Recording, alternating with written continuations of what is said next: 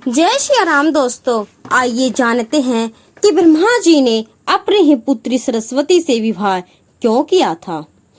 यह कथा ब्रह्मा और सरस्वती की उस समय की है जब सृष्टि की रचना हो रही थी।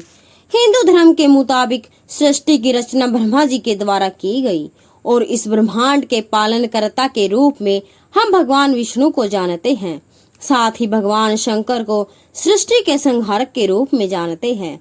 कमाल की बात है कि आपने पृथ्वी पर विष्णु और महेश के बहुत सारे मंदिर देखे होंगे, मगर आपने कभी भगवान ब्रह्मा का मंदिर नहीं देखा होगा। पूरी पृथ्वी पर भगवान ब्रह्मा का मूर्ति केवल भारत के पुष्कर में है। सरस्वती पुराण में भगवान ब्रह्मा और माता सरस्वती के विवाह की बात लिखी हुई है। इस प्रश्न के मुताबिक जब भगवान ब्रह्मा सृष्टि का निर्माण कर रहे थे तो सृष्टि के निर्माण को आगे जारी रखने के लिए ज्ञान की आवश्यकता थी। इस वजह से अपने मन से उन्होंने माता सरस्वती का निर्माण किया और सरस्वती वहां पर आ गई। उनका जन्म भगवान ब्रह्मा के मन से हुआ। सरस्वती को ज्ञान की देवी के रूप में जाना जाता है। भगवान ब्रह्मा ने सरस्वती के साथ साथ सृष्टि का निर्माण किया और सृष्टि के अलग अलग जीव जंतु, पहाड़, जंगल, नदी आदि का निर्माण किया। इस निर्माण प्रक्रिया के दौरान भगवान ब्रह्मा देवी सरस्वती के रूप से आकर्षित हो गए और माता सरस्वती ज्ञान की देवी होने के साथ साथ रूप में भी बहुत आकर्षित थी। मगर सरस्वती का जन्म ब्रह्मा से हुआ था। इस वजह से जब भगवान ब्रह्मा सरस्वती की तरफ मोहित हो गए तब देवलोक में उनकी बहुत निंदा हुई। हालांकि इन सब के बावजूद ब्रह्मा ने सरस्वती से विवाह किया और लगभग 100 साल तक पृथ्वी पर जंगल में निवास किया। पृथ्वी पर सरस्वती के साथ निवास कर रहे थे तब उन दोनों के जरिए मनु नाम के पुत्र का जन्म हुआ, जो आगे चलकर मनु की संतानें हुई और मनुष्य जाति की उत्पत्ति का कारण बना। भगवान ब्रह्मा के इस व्यवहार के कारण देवलोक में यह निश्चय किया गया कि भगवान ब्रह्मा की पूजा नहीं की जाएगी। सरस्वती ने ब्रह्मा को श्राप दिया। सरस्वती पुराण में बताया गया है कि भगवान ब्रह्मा ने सरस्वती को अपने मन से उत्पन्न किया था और माता सरस्वती की खूबसूरती पर मोहित हो गए थे।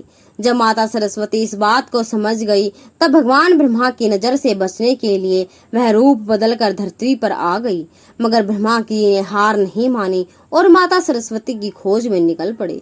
भगवान ब्रह्मा माता सरस्वती के साथ शारीरिक संबंध बनाना चाहते थे और सरस्वती इसके लिए तैयार नहीं थी। सरस्वती ने ब्रह्मा को श्राप दिया था कि धरती का निर्माण करने के बावजूद धरती पर आपकी कभी पूजा नहीं होगी। ब्रह्मा और सरस्वती में क्या संबंध था? ब्रह्मा और सरस्वती दोनों ही हिंदू धर्म में हैं। बहुत ही महत्वपूर्ण देवी देवताओं के पात्र हैं। इनसे जुड़ी किसी भी जानकारी पर भरोसा करने से पहले आपको वेद पुराण पढ़ने चाहिए। सबसे पहले आपको बता दे कि हिंदू धर्म की सारी जानकारी वेदों में दी गई है। हिंदू धर्म वेद से शुरू होता है। उसके साथ ही वेद में इस तरह की किसी भी देवी देवता का वर्णन नहीं है।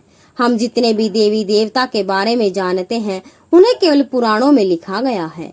अब आपको यह भी समझना होगा कि ब्रह्मा और सरस्वती के संबंध को लेकर जो जानकारी दी जाती है उसमें कहा जाता है कि इस जानकारी को सरस्वती पुराण से लिया गया है, मगर सरस्वती पुराण नाम का कोई भी पुराण हिंदू धर्म में मौजूद नहीं है। हिंदू धर्म में 4 वेद और 18 पुराणों की बात की गई है। 18 पुराणों में सरस्वती पुराण हमको कोई पुराण मौजूद नहीं है।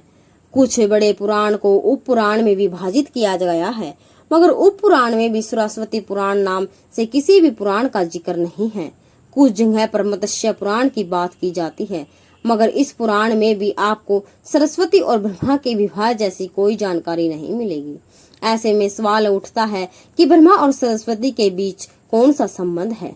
इसके लिए आपको समझना होगा यह मनुष्य सृष्टि का निर्माण किया, अर्थात जब ब्रह्मा इस सृष्टि का निर्माण करने बैठे तब विष्णु और महेश के अलावा कुछ भी इस दुनिया में मौजूद नहीं था।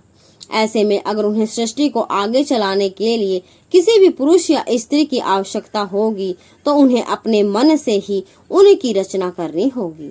इसी वजह से भगवान ब्रह्मा ने माता सरस्वती, नारद, मनु, जामवत, सनक, संदन, सनातन, सनत कुमार, भृगु एवं अत्रि जन्म अपने मन से लिया और पृथ्वी को आगे संचालित करने के लिए धरती पर भेजा।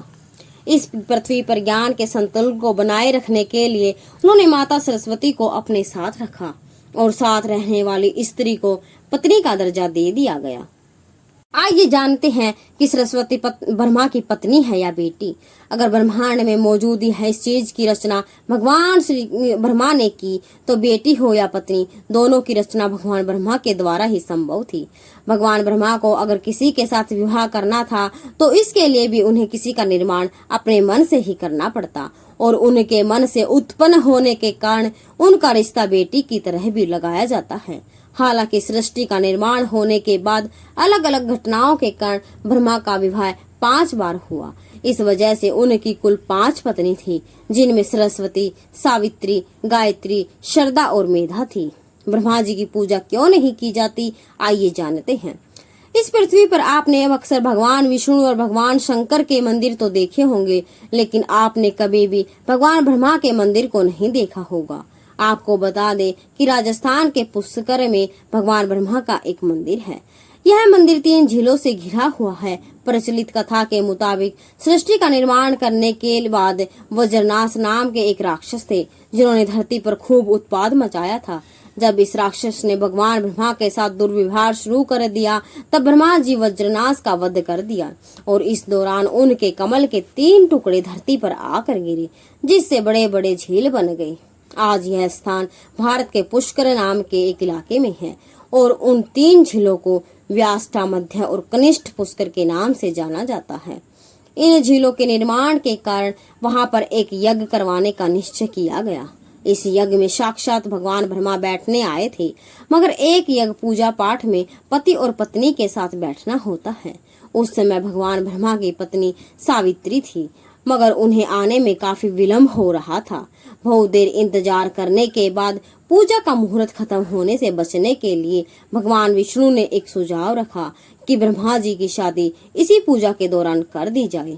इस विचार सहमति दिखाते हुए नारद मुनि ने गायत्री नाम की एक स्थानीय लड़की को भगवान ब्रह्मा के साथ विवाह करने के लिए मना लिया।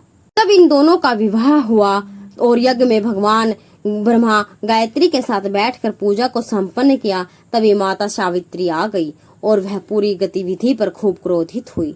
उन्होंने इस क्रोध में जाकर भगवान ब्रह्मा को श्राप दिया कि धरती पर उनकी कभी पूजा नहीं की जाएगी। इसके बाद उन्होंने नारद को भी शादी के लिए लड़की खोज कर लाने के कारण श्राप दे दिया कि नारद आजीवन कुंवारे रहेंगे। जब माता सावित्री को पता चला कि यह विचार भगवान विष्णु ने प्रकट किया था, तो उनके श्राप से वह भी नहीं बच पाए और माता सावित्री ने भगवान विष्णु को श्राप दिया कि वह अपनी पत्नी के वियोग में तड़पेंगे।